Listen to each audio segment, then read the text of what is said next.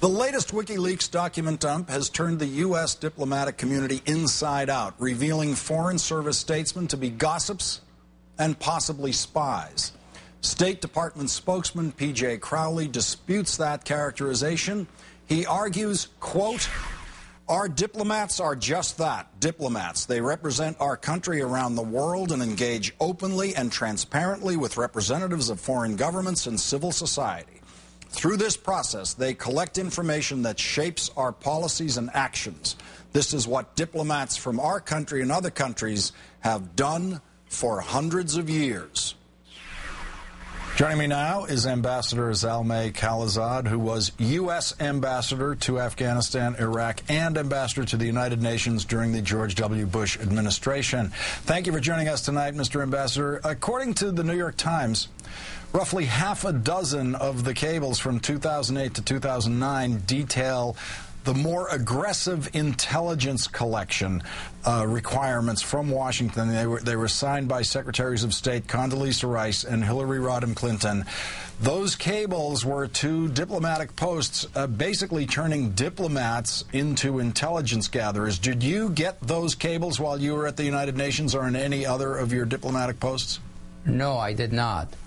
And so you haven't seen any cables from Secretary Rice when you were serving under her in the State Department that were, in effect, doing what these WikiLeaks seem to indicate, turning you diplomats into intelligence gatherers. They tried to get specific information about some of the diplomats that you were working with, either at the United Nations or in those diplomatic posts. You never saw any requests like that? I never saw any request that specifies what the WikiLeaks alleges in terms of the kinds of information about credit cards and frequent flying numbers and what have you. No, I did not. One of the cables signed by Secretary Clinton lists the information gathering priorities to the American staff at the United Nations, your former post, right, including biographic and biometric information on ranking North Korean diplomats. If you had received a cable like that while you were serving at the United Nations, what would your response have been to the Secretary of State? Well, I would have said to her that we'll obviously do what we can to collect information about the negotiators with whom we deal with, although the North Koreans, the UN mission did not deal with them directly. The people came from Washington when there were meetings with the North Koreans in New York. But the more detailed requirements, those things would have had to be done by the intelligence community.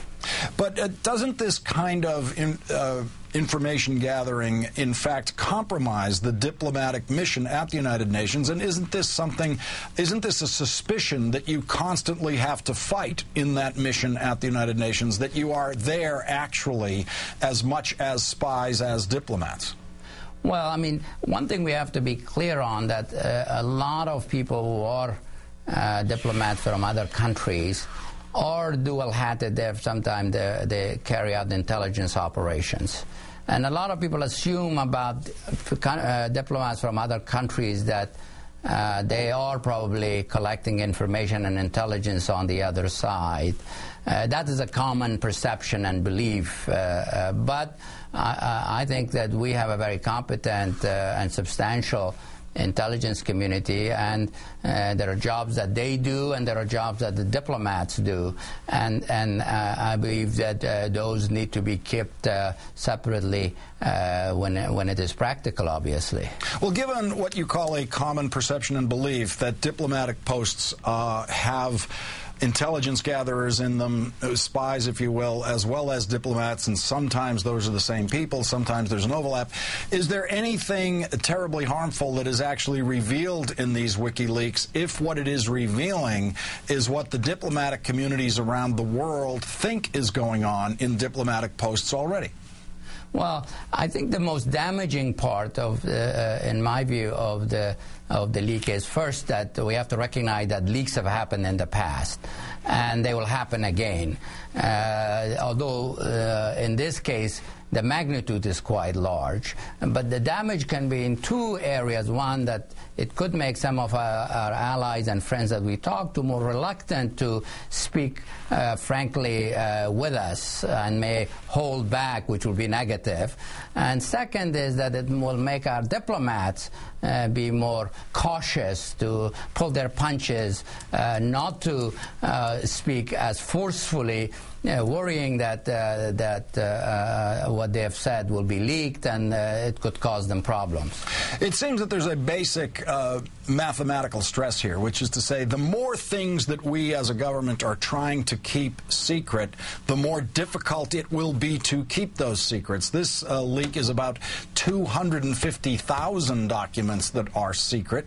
One of your predecessors at the United Nations as ambassador, Daniel Patrick Moynihan, came to the view eventually that we were trying to keep too much secret, and that eventually this kind of problem was bound to erupt since we have created this gigantic mountain of secret documents going all the way back to World War II. Is that part of the problem, that we simply have created too many classified documents? It allows too many people access to too many classified documents, which inevitably leads to leaks of those classified documents. Well, I think part of the problem in this case, maybe what you say, but part is because of technology now with downloading, perhaps a small number of officers can download and many cables, which wouldn't have been possible when we were not digitized. And the other thing is that in some cases maybe we are not classifying high enough some of our information, that they're classified at too low level. I myself, for example, often sent information that I thought were necessary to protect at the higher level of classification. We say no distribution, no this, to protect in terms of possible leaks. So it's a complex thing. You can't have a single approach. I think that going forward, we need to restore the integrity of the cable. I think when it's leaked, you need to take steps that deters and prevents future leaks, but at the same time, I think for the immediate future, we have to live and try to limit the damage from the leak that has occurred. Ambassador Zalmay Khalilzad, thank you for your experienced insight on this matter tonight. Well, it's very nice to be with you.